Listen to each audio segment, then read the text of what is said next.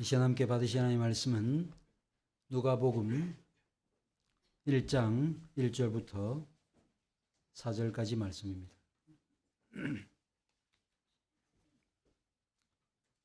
누가복음 1장 1절부터 4절까지 말씀 사도신 줄 알고 제가 받들어 읽겠습니다. 우리 중에 이루어진 사실에 대하여 처음부터 목격자와 말씀에 일꾼된 자들이 전하여 준 그대로 내력을 저술하려고 붓을 든 사람이 많은지라. 그 모든 일을 근원부터 자세히 미루어 살핀 나도 데오빌로 각하에게 차례대로 써 보내는 것이 좋은 줄 알았노니 이는 각하가 알고 있는 바를 더 확실하게 하려 함이로라. 아멘.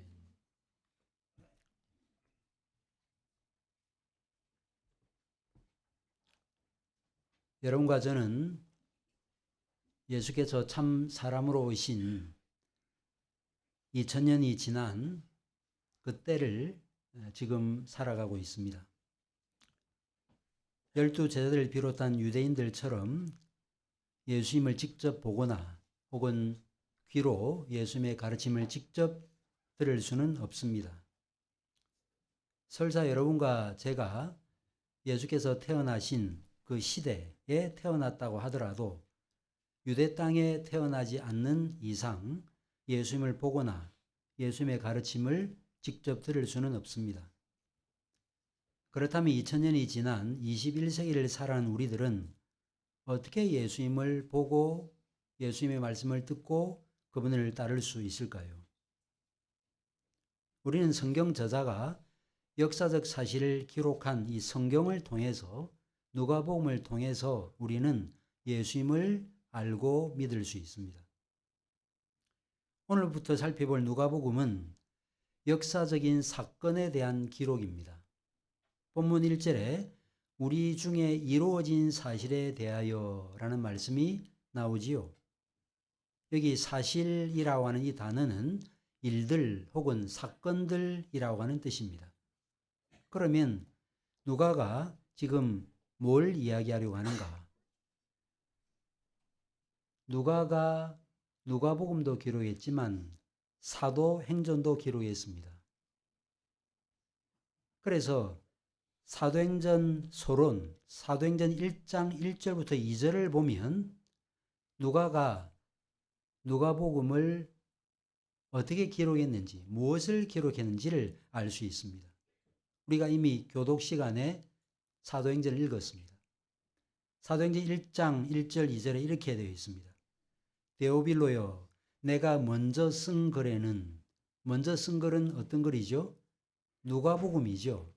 먼저 쓴 글에는 무릇 예수께서 행하시며 가르치시기를 시작하신부터 그가 택하신 사도들에게 성령으로 명하시고 승천하신 날까지의 일을 기록하였노라고 되어 있습니다. 그러니까 누가가 언급하고 있는 이 일들은 예수께서 행하시고 가르치신 그 사역, 그리고 보혜사 성령께서 이 땅에 오시는 그 사역, 이 모든 것들을 다 기록했다는 사실을 알게 되는 것이죠. 그런데 누가가 언급한 이 일들은 예수께서 행하신 행적과 가르침에 대한 일들만 의미하는 것은 아닙니다.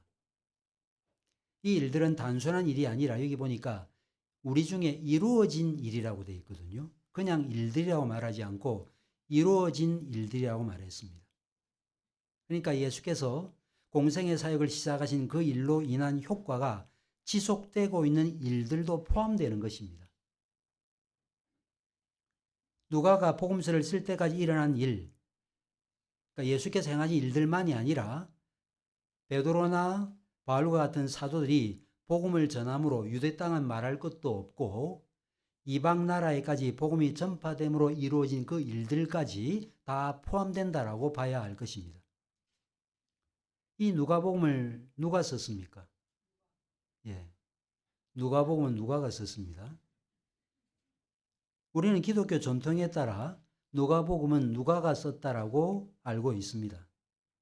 골로새서 4장 14절에 의하면 이 누가는 직업이 의사였고 그는 이방인이었습니다. 2세기 기독교 전승에 따르면 누가는 수리아 안디옥 출신으로 알려져 있습니다.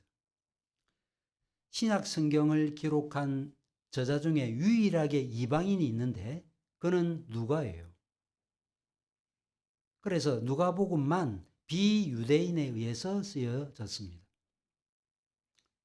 그런데 누가복음을 비롯한 다른 복음서에는 바울 서신처럼 발신자 이름이 기록되어 있지 않아요. 바울 서신은 바울과 디모데 이런 식으로 바울과 실라 이런 식으로 발신자가 기록되어 있는데 반해서 마태, 마가, 누가, 요한복음에는 그들의 이름이 나타나고 있지 않습니다.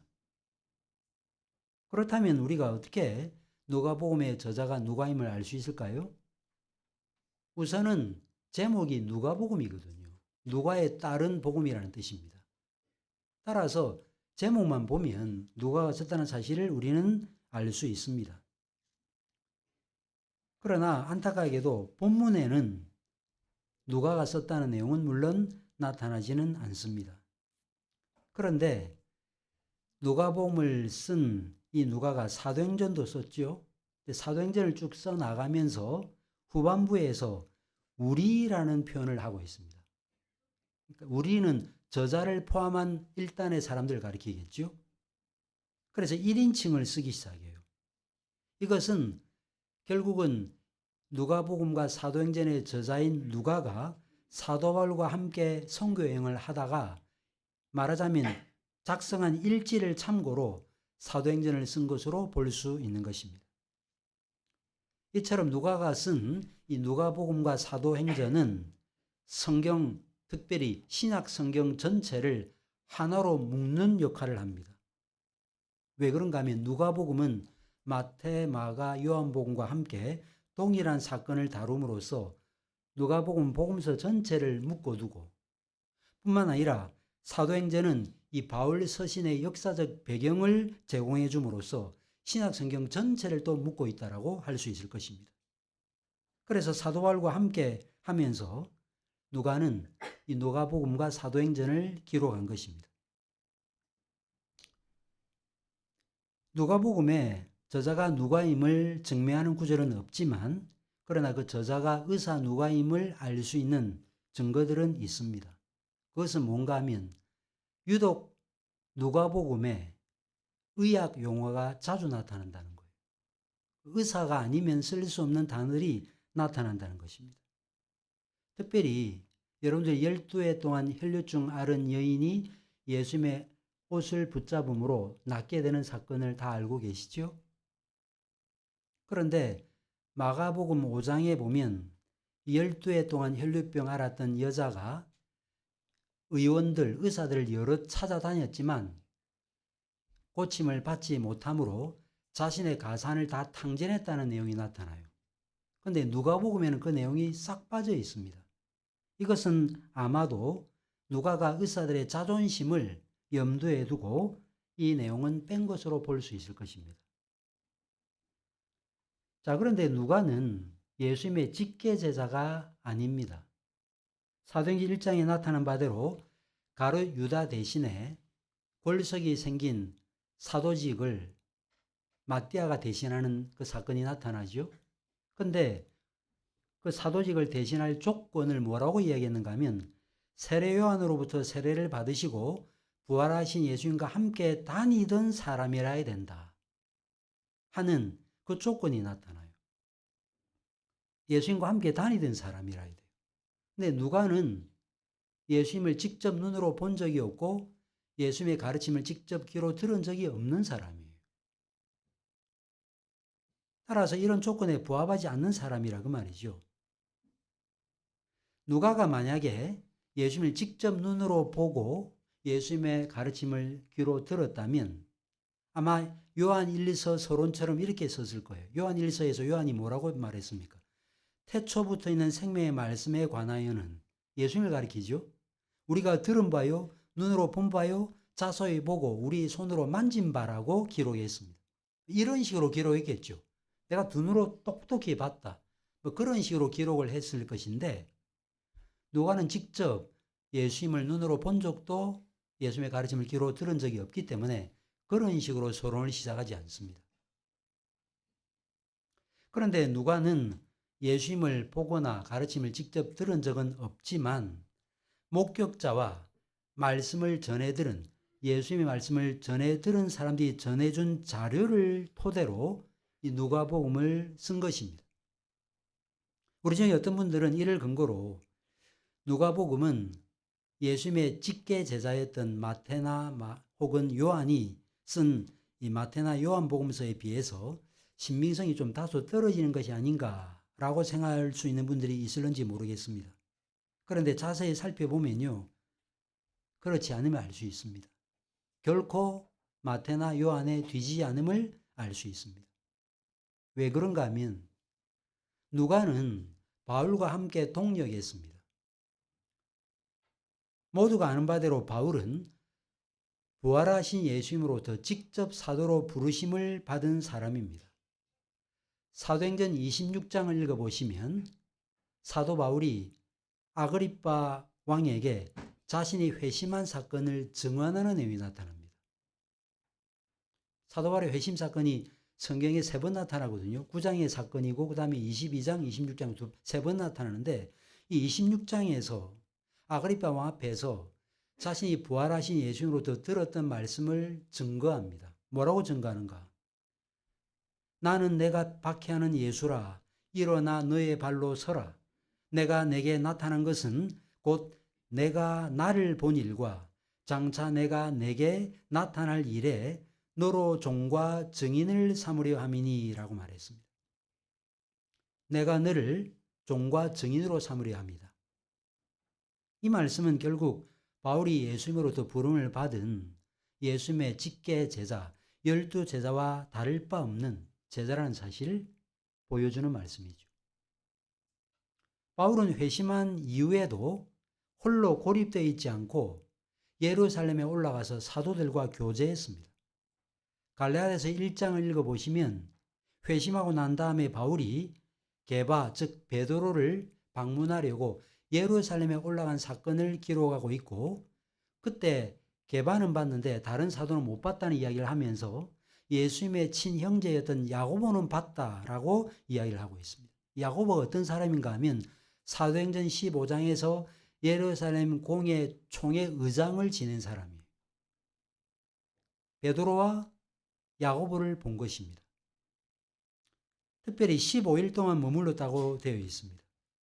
근데 15일 동안 머물면서 바울이 베드로와 야고보로부터 무슨 이야기를 들었을까요? 야, 오늘 참 날씨가 따뜻하네. 오늘 겨울인데 왜 이렇게 따뜻하지? 뭐 이런 이야기만 했을까요? 그렇지 않을 것입니다.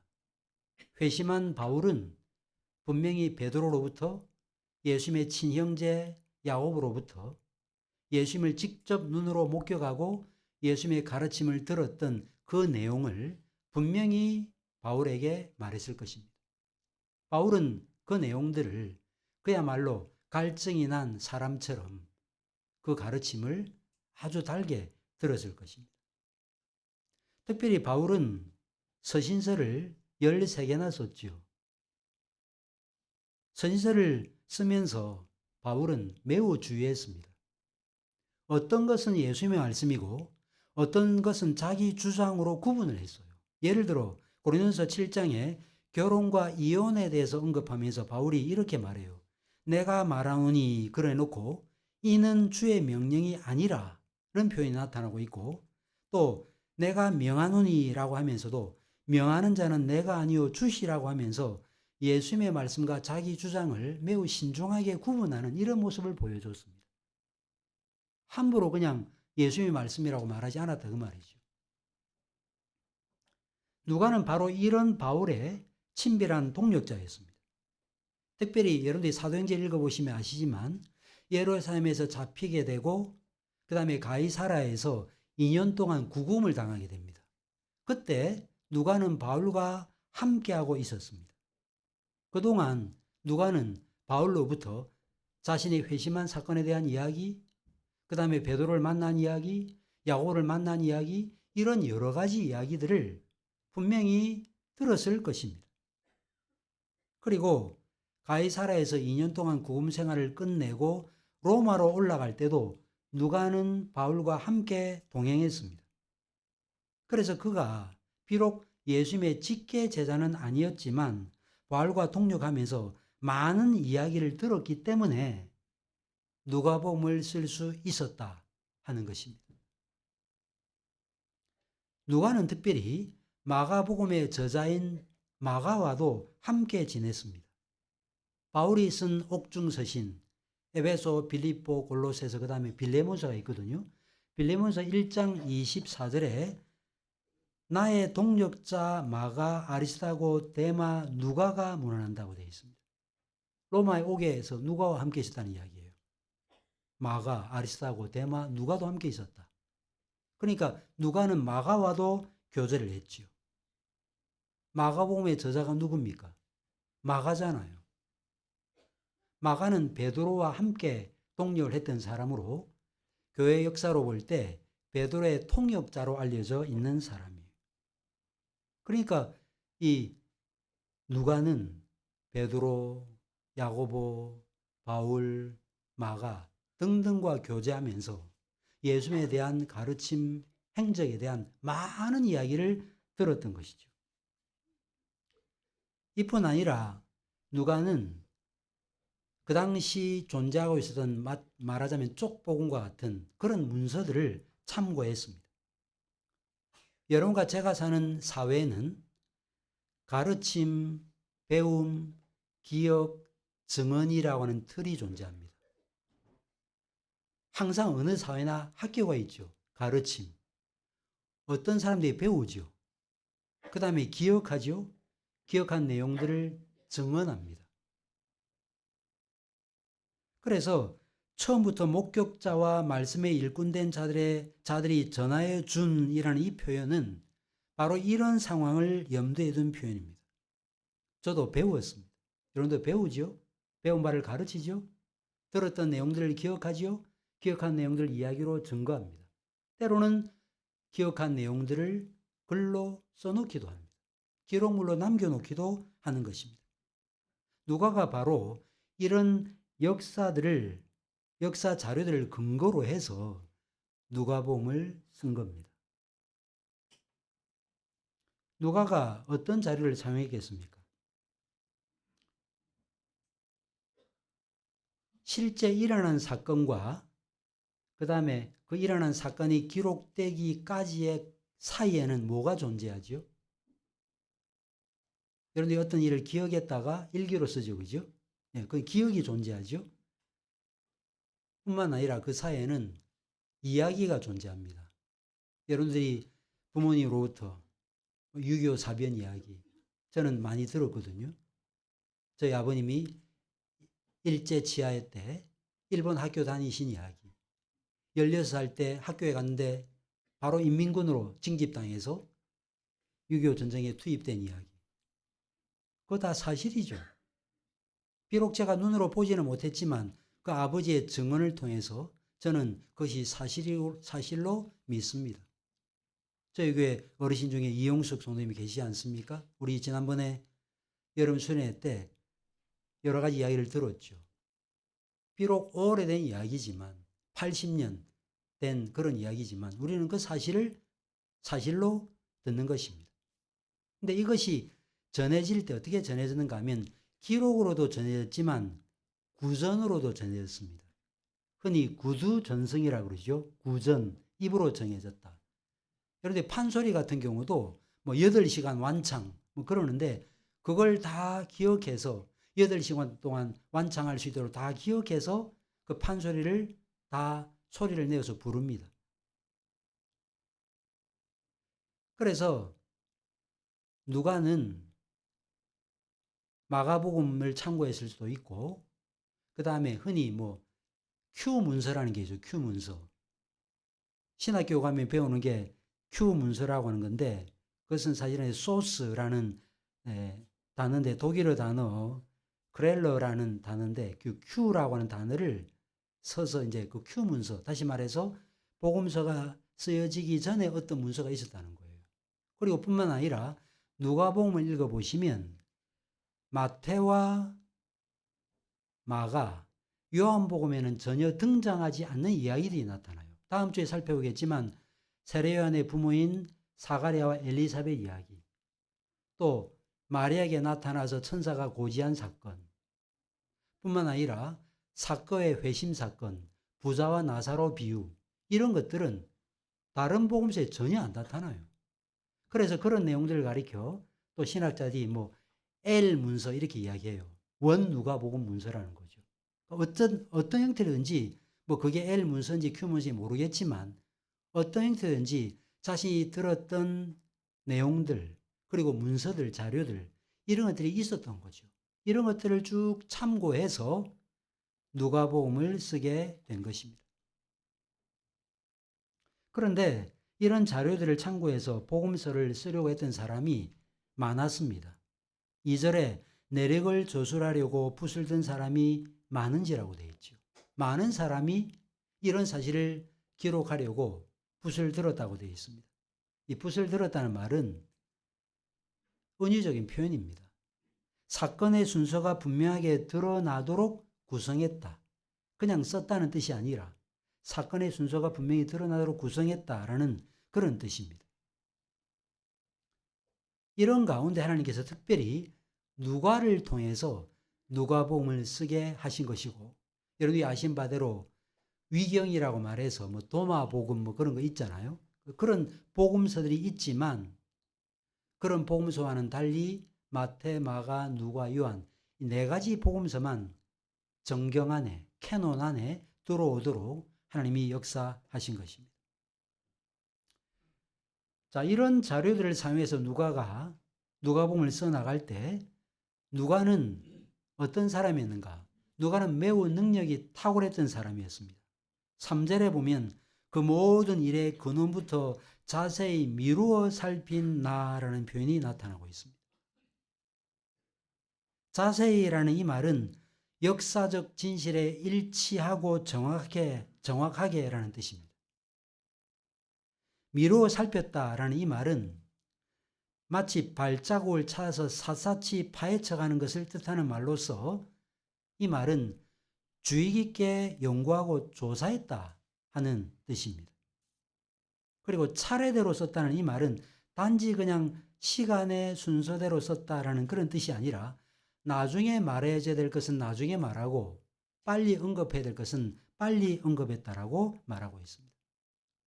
저도 설교문을 쓸 때 그냥 구절을 따라서 그냥 쭉 1절, 2절, 3절, 4절 이렇게 서술하지 않죠. 어떤 내용들은 먼저 이야기하기도 합니다. 그렇게 논리적으로 구성했다는 말입니다. 우리는 여기서 이 누가복음이 복잡하게 얽혀 있거나 아무렇게나 배열된 이야기가 아님을 알게 되는 것입니다. 누가는 처음부터 일어났던 모든 일에 대해서 완벽하게 이해하고 있었고 어떻게 이 누가복음을 구성해야 될 것인지를 알고서 그 내용을 따라 기술했다고 하는 사실을 우리는 오늘 본문을 통해서 알게 되는 것입니다. 그래서 이 누가복음의 특징은 네 가지로 볼 수 있는데 충족성, 엄밀성, 신중성, 체계성을 보여줍니다.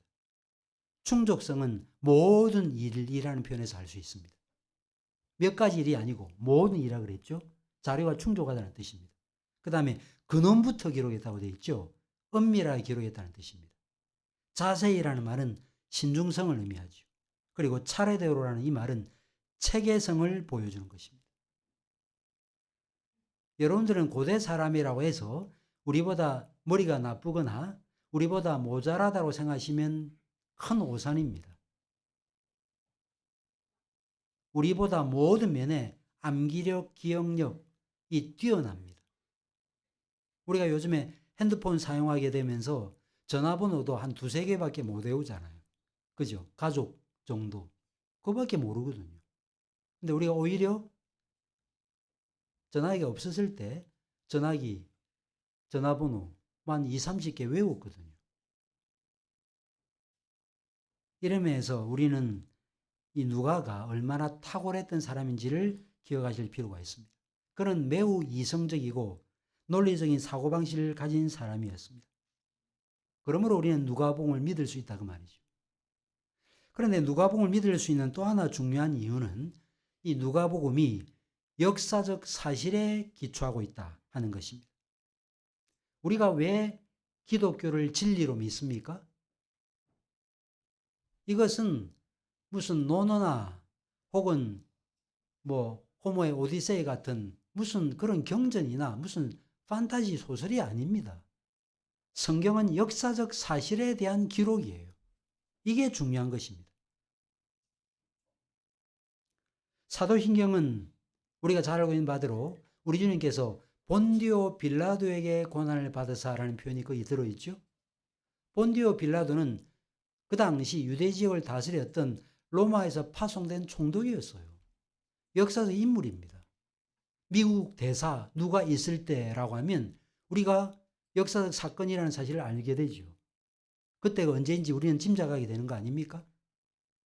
그와 같은 방식으로 성경이 기록되어 있는 것입니다. 누가는 그래서 누가복음과 사도행전을 써나갈 때 역사적인 정보들을 나열하는데 거리낌이 없습니다. 신약 성경 저자 중에 누가만큼 로마의 황제의 이름을 자주 언급한 사람이 없어요. 그는 아구스도를 언급했습니다. 2장 1절에서. 디베르를 언급했습니다. 3장 1절에서. 그리고 사도행전을 보면 글라우디오 황제, 3명의 황제를 언급하고 있고, 특별히 누가가 사도행전을 보면 직함으로 네로 황제를 언급하기도 했습니다. 사도행전 25장에 보면 바울이 우리 요즘에 뭐 헌법재판소에서 일어난 일들을 통해서 뭐 상소한다, 뭐 기각한다, 항고한다, 뭐 이런 표현들 우리가 알게 되지요.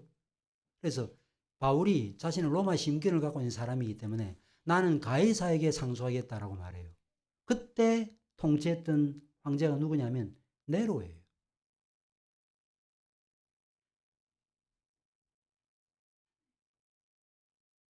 지금은 인터넷으로 검색만 하면 지명이나 이름 정보를 금방 찾을 수 있지만 당시에는 이렇게 하는 것은 쉬운 일이 아닙니다. 그럼에도 누가는 역사적 사실을 기록하는데 주저함이 없어요. 누가복음과 사도행전에는 누가가 활동했던 시기에 유대와 이방 세계 유명 인사들도 다 거론을 하고 있습니다. 여러분들 유명 인사들 아시죠? 뭐 재계 총수라든지 뭐 대사라든지 국회의원이라든지 또 국회의장이라든지. 그런데 누가는 그런 사람 이름을 많이 언급합니다. 로마 총독 구레뇨, 빌라도, 서기오 바울, 갈리오 벨릭스, 베스도 등과 같은 정치적 인물이 등장하고 헤롯 대왕과 그 후손들, 갈릴리의 분봉왕 헤롯 안디바, 헤롯 아그리파 1세, 2세, 버니게, 두루실라, 그 다음에 유대 제상 안나스 가야바, 아나니아, 이처럼 유대 그 다음에 이방 사람 정치적 지도자 모든 사람의 이름이 거의 총망라될 정도로 많은 사람의 이름이 누가복음과 사도행전에 나타나고 있고 바리새파 지도자였던 가말리엘이라고 하는 사람도 등장합니다. 우리 뭐 연대 철학학교에서 김영석 교수 아시잖아요, 그죠? 뭐 그런 것처럼 가말리엘이라고 하는 그 당시 석학의 이름도 등장해요. 이처럼 누가는 누가복음을 기술해 나갈 때 놀라울 정도로 정확하게 로마 제국의 역사의 흐름을 따라 기술하고 있습니다. 책을 써 나갈 때 상황을 배경으로 역사를 기술하는 경우 극히 주의를 기울이지 않으면 안 됩니다. 왜냐하면 정보를 잘못 나열하면 비판적 독자로부터 비난을 듣기가 십상이거든요. 제가 이 시대를 모르고 전혀 다른 이야기를 하면 예를 들어서 정권이 바뀌었는데 뭐 문재인 대통령이 있을 때 뭐 이런 일이 일어났다 그러면 무슨 소리 하냐고 바로 비난이 들어오겠죠. 그래서 누가는 이런 상황을 누구보다 잘 아는 사람이기 때문에 매우 자세하게 역사를 기술하고 있습니다. 심지어 누가는 유명 인사의 직함도 잘 알고 있었습니다. 사도행전을 읽어보시면 총독이라는 말이 나타나고 있고 읍장이라는 표현이 나타나요. 읍장. 전문 용어예요. 그 당시 로마 그 관리들의 그 계급 서열을 모르면 읍장이 뭐지? 우리 뭐 읍면리 그 읍장인가? 이렇게 생각할 수 있는데 그렇지 않습니다. 이것은 마치 무엇과 같은가 하면 옥스퍼드 대학교 출신이 일상 대회에서 옥스퍼드 대학교의 고유 직함을 거리낌 없이 언급하는 것에 비견될 수 있습니다. 여러분들 아신 바대로 옥스퍼드 대학교는 한 대학교가 아니에요. 여러 대학들이 연합체로 이루어져 있는 대학을 가리켜 옥스퍼드 대학교라고 그래요. 그런데 우리는 보통 한 대학의 학장을 부를 때 그냥 학장이라고 그러죠. 그죠? 근데 오리엘 대학 학장은 프로보스트라고 하는 단어를 씁니다. 발리올 대학 학장은 메스터라고 하는 단어를 쓰고 엑스터 대학 학장은 락터라는 단어를 쓰고요. 모들린 대학 학장은 프레지던트라고 하는 단어를 씁니다. 우리말로는 그냥 학장 그렇게 돼 있지만 원래 영어 단어는 다 달라요. 근데 이런 식으로 다 다름에도 불구하고 옥스퍼드 대학 출신은 그 직함을 정확하게 구사하는 것처럼 이 누가는 그 당시에 직함까지 매우 정확하게 기록하고 있음을 알게 되는 것입니다. 심지어 오랫동안 사용되지 않았던 지명이나 이름까지 기억해내면서 그런 사실들을 기록합니다. 일반적으로 헬라 불렀는데 아가야 총독 갈리오 이런 식으로. 그래서 우리가 그냥 모르고 그냥 읽으니까 그냥 그게 그 이야기를 하는 모양이다라고 생각하지만 그 당시 시대 상황, 역사적 정황, 정보들을 가지고 사도행전이나 누가복음을 읽으면 탄성을 바라지 않을 수 없는 거예요. 심지어 누가는 지리에도 매우 밝았던 사람이었습니다. 여러분들이 사도행전 읽어보신 바대로 사도행전 27장, 28장은 로마로 가던 배가 좌초돼 가지고 멜리데 섬에 결국은 배가 깨져서 멜리데 섬에 도착하는 장면이 나타나고 있습니다. 이게 얼마나 사실적으로 묘사되고 있는지는 꼭 읽어보시면 아실 수 있습니다. 뭐 좌편이 어떻고 왼편이 어떻고 그러면서 그 당시 모든 상황들을 아주 자세하게 기록하고 있음을 보게 됩니다. 이를 봤던 요트 조종사였던 제임스 스미스라고 하는 사람이 이 누가의 기록이 얼마나 놀라울 정도로 정한지를 알고 난 다음 1848년에 바울의 항해와 난파라는 책을 썼습니다. 그래서 그 누가가 기록한 사도행전 27장, 28장의 기록을 통해서 정확하게 바울의 배가 난파된 곳이 이즘이겠다라고 추정되는 그 해안의 지점을 특정하기도 하는 일이 일어났던 것입니다. 이러면서 누가가 기록한 이 내용을 우리는 사실로 받을 수 있다는 것입니다. 지난번에 보니까 우리 교회 학생들, 특별히 중고등부 학생들이 이 과학과 이 성경, 신앙과 학문 이 부분에 대해서 좀 이렇게 조화를 이루지 못하는 부분에 대해서 뭐라고 이렇게 변증할 말이 좀 없어서 어려움을 겪는다라는 그 설문지의 내용을 제가 봤는데요. 그런데 꼭 아셔야 돼요. 성경은 비과학적이 아니고요. 초과학적이에요. 아시겠죠? 창세기 1장을 보면 6일 동안에 창조 사건이 나타나죠. 그런데 우리처럼 하루라고 하면 해가 뜨고 지는 게 하루잖아요. 근데 거기는 보니까 저녁이 되고 아침이 되니 이는 첫째 날이야. 이렇게 돼 있죠. 그죠? 근데 우리가 보통 해가 있어야 하루, 이틀, 사흘을 셀 수 있잖아요. 근데 해와 달은 언제 만들었습니까? 넷째 날 만들었어요. 그러면 첫째, 둘째, 셋째 날은 넷째, 다섯째, 여섯째 날과는 다른 날이냐? 다른 날이 아니에요.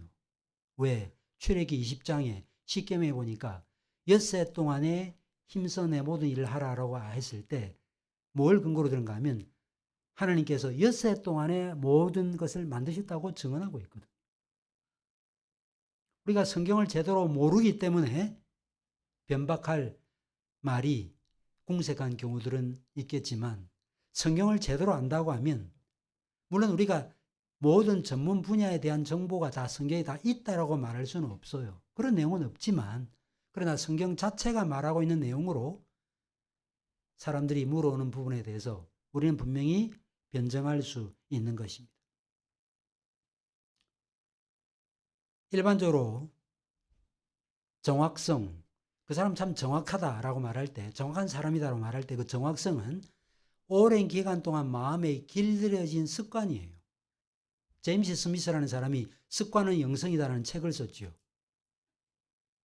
어떤 사람은 습관적으로 부정확하고요. 어떤 사람은 습관적으로 정확합니다. 저는 여러분들이 습관적으로 정확한 분들이 되시길 바랍니다.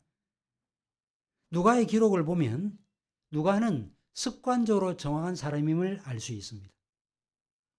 누가는 누가복음에서 예수 그리스도가 우리의 구원자라는 사실을 증거하고 사도행전에서는 이를 통해서 일어난 교회 역사, 기독교 공동체인 교회 태동과 성교의 역사를 증거했습니다. 누가복음과 사도행전이 짝을 이루고 있는 것이죠.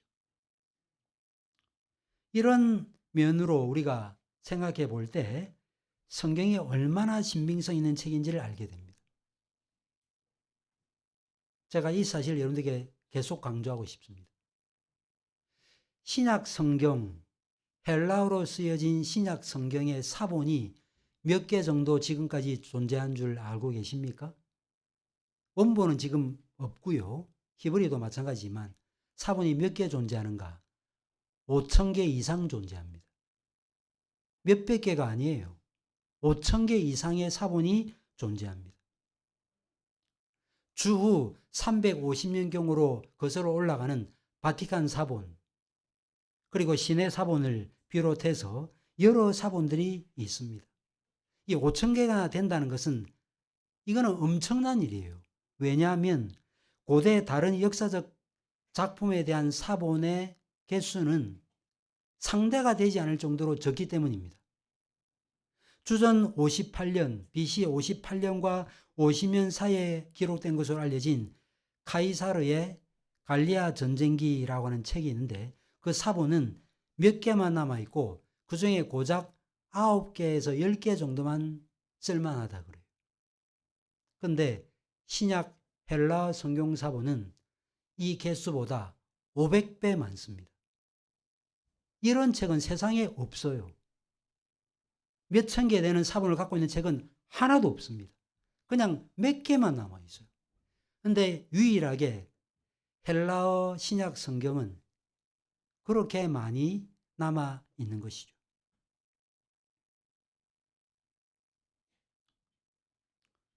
어떤 분들은 누가의 기록이 역사적으로 정한 사실을 아무리 목사님이 이렇게 강조하셔도 저는 못 믿겠습니다.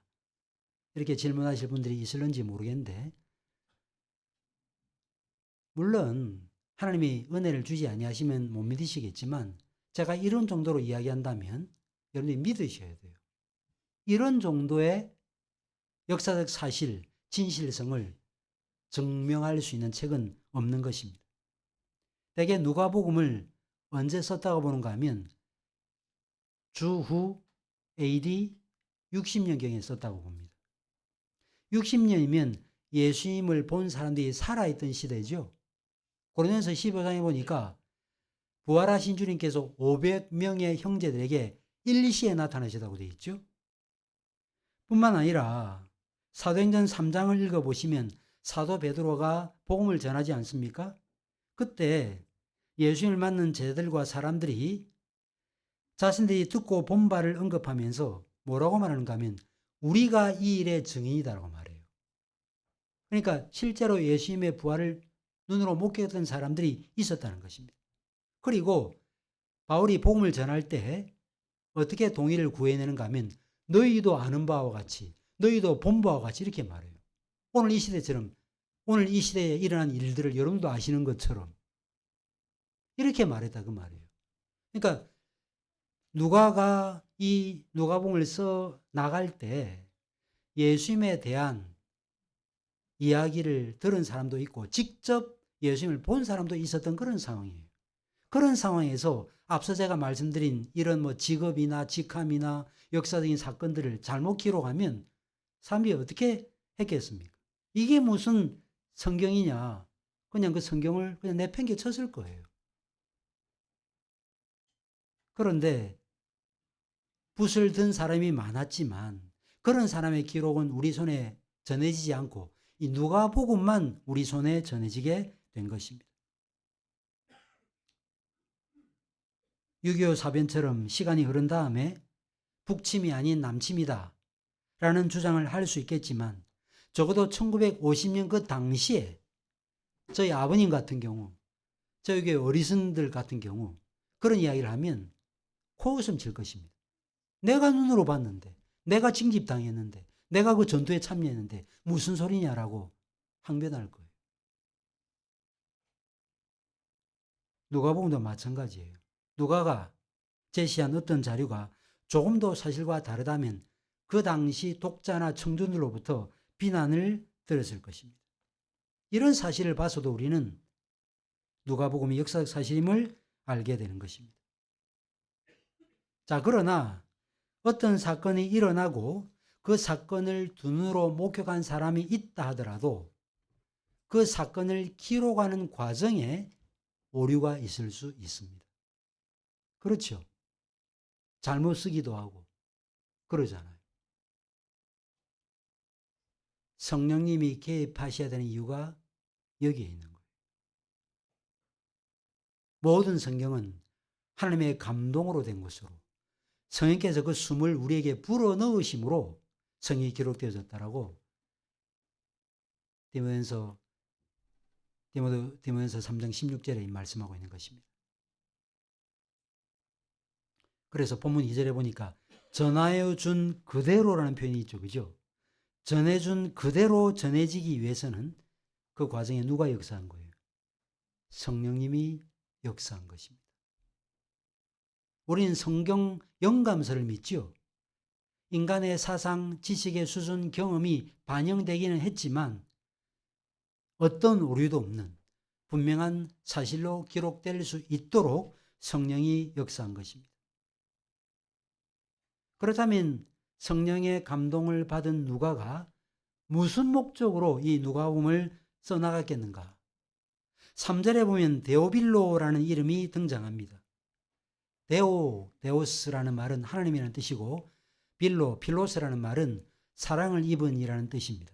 그래서 이 데오빌로는 하나님의 사랑을 입은 무리를 염두에 둔 표현이다라고 주장을 하지만 이어지는 내용을 보면 데오빌로 각하라고 되어 있거든요. 데오빌로 각하. 근데 흥미롭게도 사도행전 1장 1절 2절에는 각하라는 이 말이 빠져버리고 그냥 데오빌로라고만 되어 있습니다. 아마도 데오빌로가 복음을 받아들이고 난 다음에 당신들과 나는 한 형제인데 뭘 나한테 각하라고 하느냐. 이제 그 각하라는 말은 빼라고 누가에게 지시했기 때문으로 볼 수 있겠습니다. 그래서 데오빌로는 높은 관직에 있었던 사람으로 보입니다. 지금도 그렇지만 책을 쓰려면 상당한 재정이 필요해요. 그 당시에는 더 말할 것도 없습니다. 상당한 돈이 필요해요. 재정적인 후원자가 필요한 거죠. 그래서 누가복음을 아마도 자신의 든든한 후원자였던 데오빌로에게 헌정한 책으로도 볼 수 있는 것이죠. 헌정을 했는지 다른 목적으로 썼는지는 물론 모르겠지만 확실한 것 하나는 있습니다. 그것이 뭡니까? 이미 알고 있던 사실을 확신시켜주기 위해서 누가복음을 썼다는 것입니다. 그게 4절이죠. 이는 각하가 알고 있는 바를 더 확실하게 하려 함이로라고 말씀했습니다. 데오빌로는 어떤 경로인지 모르겠지만 누구를 통해서 예수님의 삶과 죽음과 그 다음에 부활과 십자가의 복음, 이 기쁜 소식을 들었던 것입니다. 예수님께서 천국 문을 열어놓으셨기 때문에 예수님에게 나오는 모든 자들은 다 우리 주님처럼 하늘로 올라갈 수 있다는 사실을 들었던 것입니다. 그런데 그 말을 전해 듣긴 했지만 확신은 부족했던 거죠. 내가 믿고 있는 기독교, 복음, 과연 여기에 내 삶 전체를 모두 걸게 할 수 있겠는가 하는 의문을 품었을 수 있을 것입니다. 누가는 바로 이런 영적 형편에 있었던 데오빌로로 하여금 자신이 믿고 있는 바에 대한 확실한 마음을 갖도록 하기 위해서 누가복음을 써 보낸 것입니다. 그렇다면 이 누가복음은 데오빌로라고 하는 한 사람에게만 의미 있는 책인가? 그렇지 않습니다. 제가 한 8년쯤 됐나요? 우리 교회 청년들과 함께 헨리 스쿠걸의 인간의 영혼 안에 있는 하나님의 생명이라는 책을 읽은 적이 있습니다. 그런데 헨리 스쿠걸이 그 책을 왜 썼느냐? 자기 친구 한 사람에게 이 책을 썼어요. 그 친구 한 사람의 영혼의 유익을 위해서 썼어요. 그런데 그 책이 지금까지 우리에게 전해지면서 많은 그리스도인들에게 큰 유익을 줬던 것이죠. 누가복음도 마찬가지입니다. 설사 누가가 데오빌로라고 하는 한 사람만을 염두에 두고 누가복음을 썼다 하더라도 우리는 이 말씀을 우리 자신에게도 적용할 수 있는 것입니다. 누가는 데오빌로만 아니라 그를 포함해서 복음서를 읽는 모든 사람들마다 예수님에 대해서 사도들이 전해준 가르침은 사실이다, 진실이다 라는 사실을 확신하기를 바라는 이 마음으로 누가복음을 써 보낸 것입니다. 이제 다음 주부터 이 누가복음을 한 3년에 걸쳐서 강의하려고 합니다. 초대교회 당시는 종교사회입니다. 여러분 그 사실 꼭 기억하셔야 돼요. 지금은 무신론자들이 많죠? 적어도 중세 이전에는요, 종교가 없는 사람이 없고요. 특별히 서구 유럽은 다 기독교예요.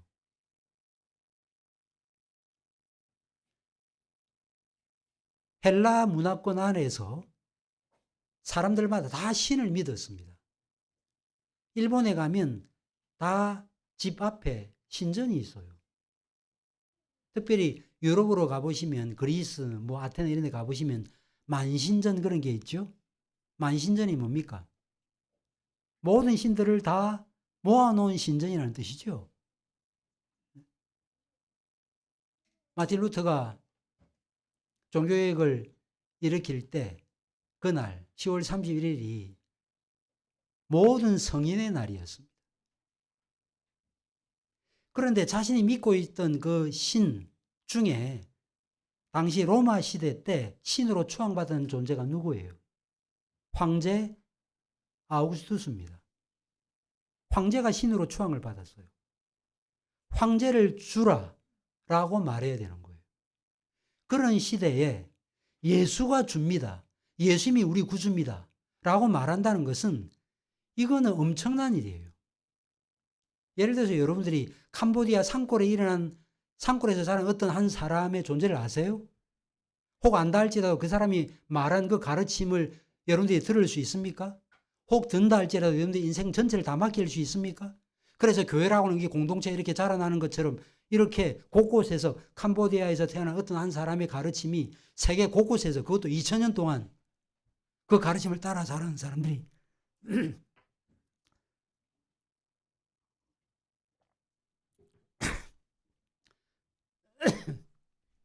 살아가는 사람들이 일어날 수 있겠습니까? 그것이 가능한 일일까요? 그것은 불가능합니다. 그런데 예수께서 십자가에 못 박혀 돌아가신 지 10년, 20년, 30년 어간에 복음이 들불처럼 번져나가고 심지어 로마에까지 하나님의 교회가 세워지고 데살로니가, 에베소, 빌립보, 골로새 다 소아시아 지역 아닙니까? 그곳까지 교회가 다 서게 된 거예요. 역사적 사실과 진실이 아니라고 하면, 예수님이 실제로 그 말씀을 전하시고 그런 이적을 행하지 않으셨다면, 예수께서 실제로 우리를 위해서 죽고 부활하고 성장하지 않으셨다면 어떻게 그 당시 수많은 사람들이 그 진리의 목숨을 내어놓을 수 있었겠습니까? 수없는 순교자들이 일어났습니다. 복음이 진리가 아니라면, 복음이 역사 사실이 아니라면 사도 바울이 말한 바대로 이 인생 중에 가장 어리석은 사람이 지금 여기에 들어와 있는 저와 여러분이에요. 왜 여기 있습니까? 왜 여기 앉아 있어요? 오늘처럼 날씨가 좀 따뜻하면 외부 활동하면 좋잖아요. 왜 저녁에 공예배 나옵니까? 왜 우리는 말씀을 듣는 일에, 기도하는 일에 시간을 씁니까? 왜 교회를 이루는 일에 여러분들의 소득의 10분의 1을 때로는 더 많이 왜 여러분들이 헌신하세요? 우리가 믿는 복음이, 성경이 사실이 아니라면 그것보다 어리석은 일은 없는 것입니다. 그런 사실을 기억하고 다음 주부터 누가복음을 상고할 때 그거 내가 다 아는 이야기 아니냐. 사실 누가복음 보면 뭐 재미있는 스토리 많잖아요. 그죠? 다 아는 이야기인데 뭐 그걸 가지고 뭘 또 설교하시려고 하십니까? 그런 생각 갖지 마시고 성경 자체가 우리에게 뭘 말하기 위해서, 누가는 뭘 이야기하려고 제일 첫 번째 왜 사가랴와 엘리사벳 이야기를 위치시켜 놓았는가? 기본적으로 질문하면서 이 말씀을 상고함으로 영생의 복음을 아는 신자로서 복음에 합당한 삶을 살아가는 데 큰 힘을 얻으시는 우리 모든 교우들 되시기를 간절히 바랍니다. 기도하겠습니다. 하나님 아버지 주신 말씀 저희가 함께 들으면서 우리가 앞으로 상고할 누가복음이 얼마나 역사적 사실에 근거한 진리의 말씀인지를 깨달았습니다. 결코 소설도 아니고 무슨 지구편 한 곳에서 일어난 작은 이야기가 아니라 이 세상을 뒤집어 놓을 만한 그런 이야기라는 사실을 기억하면서 이 이야기를 들려주시기를 간절한 마음으로 기대하고 기도하면서 복음이 우리의 마음과 우리의 심령을 찔러 쪼개는 말씀으로 역사하고 이 복음이 우리의 상한 마음을 치유하고 우리의 존재를 새롭게 하는 그런 강력한 말씀으로 역사하는 복된 일들이 일어날 수 있도록 인도하여 주옵소서.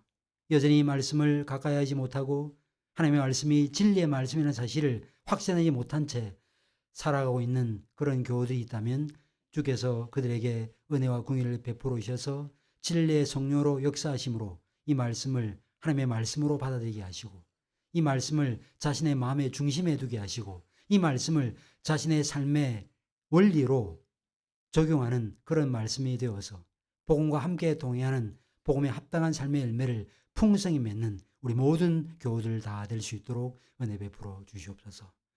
살아계신 구주 예수 그리스도의 이름으로 기도하옵나이다.